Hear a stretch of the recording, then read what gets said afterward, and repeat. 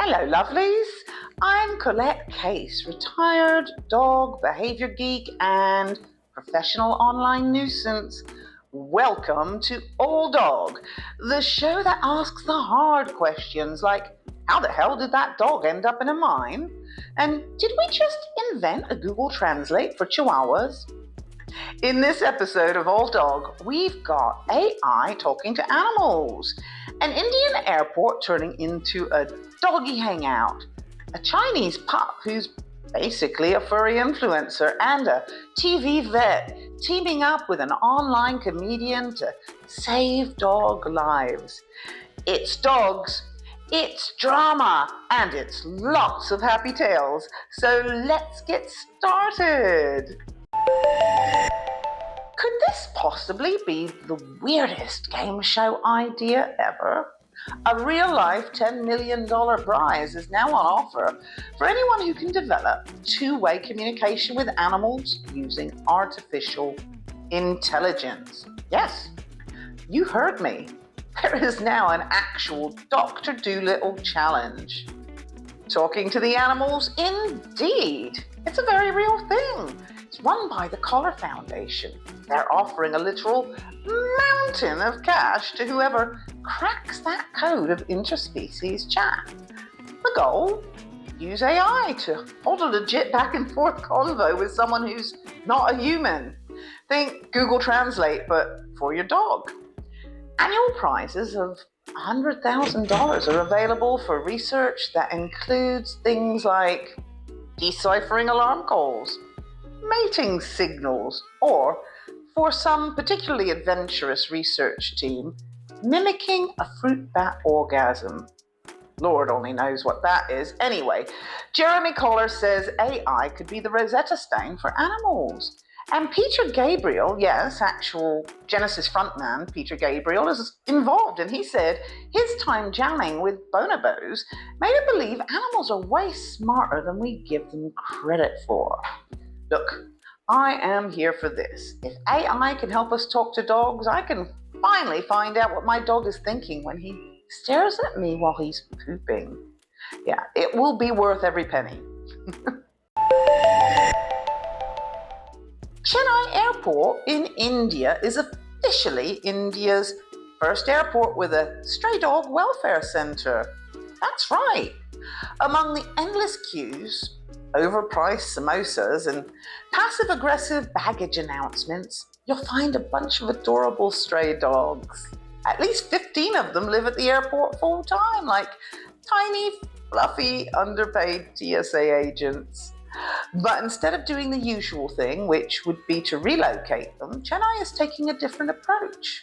They're hiring humans to treat the dogs like actual living beings. Go figure. They've set up feeding stations, dog handler shifts, and health programs, all in collaboration with some good doggy NGOs. Of course, there are some grumpy frequent flyers who are having none of this. One man said, and I quote, "So much can be done to improve the airport, and they choose dogs?" To which I say, mate, dogs don't lose your luggage.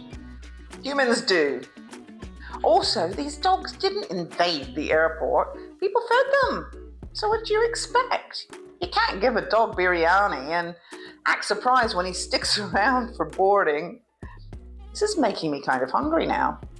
Honestly, though, if I had to choose between some businessman shouting loudly into his speakerphone or a friendly street dog, I know who I want to cuddle with during the layover. You know how the internet picks one random animal and declares them royalty? Like Grumpy Cat? Or that one rat who stole the slice of pizza in New York?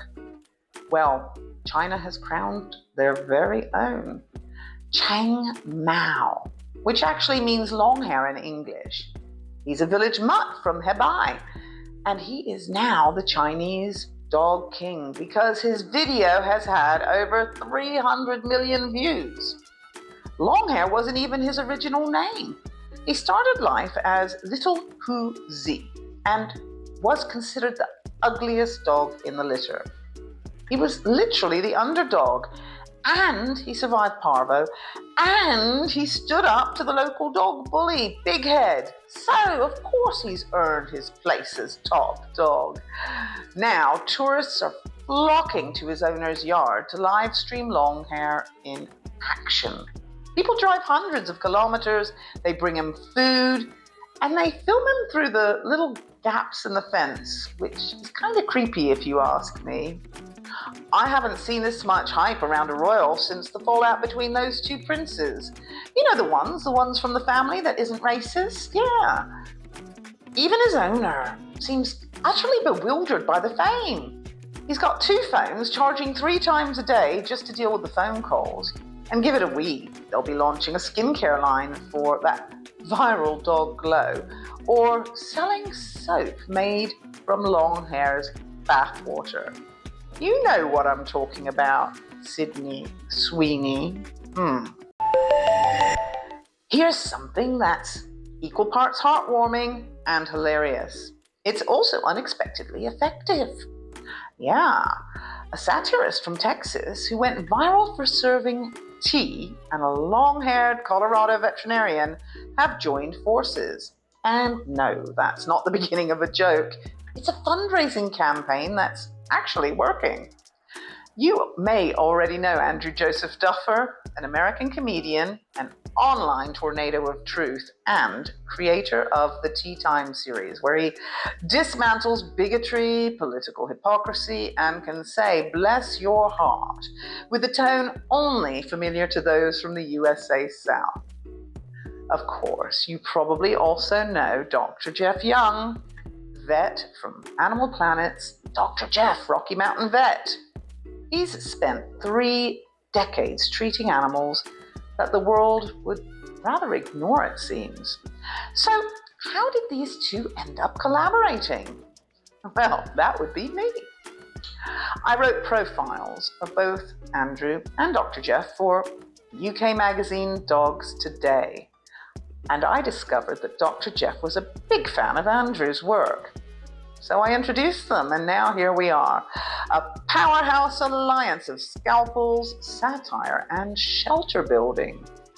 I couldn't be more thrilled to see this partnership in action. Andrew, who grew up in a town of fewer than 5,000 people in Northeast Texas, blends fierce wit with Southern charm to expose the absurdities of racism, homophobia, and the kind of religious and political bullshit that somehow still manages to pass off as deeply held beliefs. His videos regularly go viral on TikTok and Facebook, but recently he's been turning his influence toward something even bigger. He's raising funds to build a new animal shelter in collaboration with Dr. Jeff. But here's the genius part. For every $5,000 raised, Andrew releases a brand new Tea Time roast video. So far, $30,000 unlocked Trump, $35,000 unlocked Greg Abbott, and $40,000 unlocked Lindsey Graham. And he's still not out of the closet. It's all funded, all unhinged, all glorious, and yes, more are coming. So what's the actual goal here? Dr. Jeff is building a new facility at the site of planned Pethood International. They've now merged with Intermountain Humane.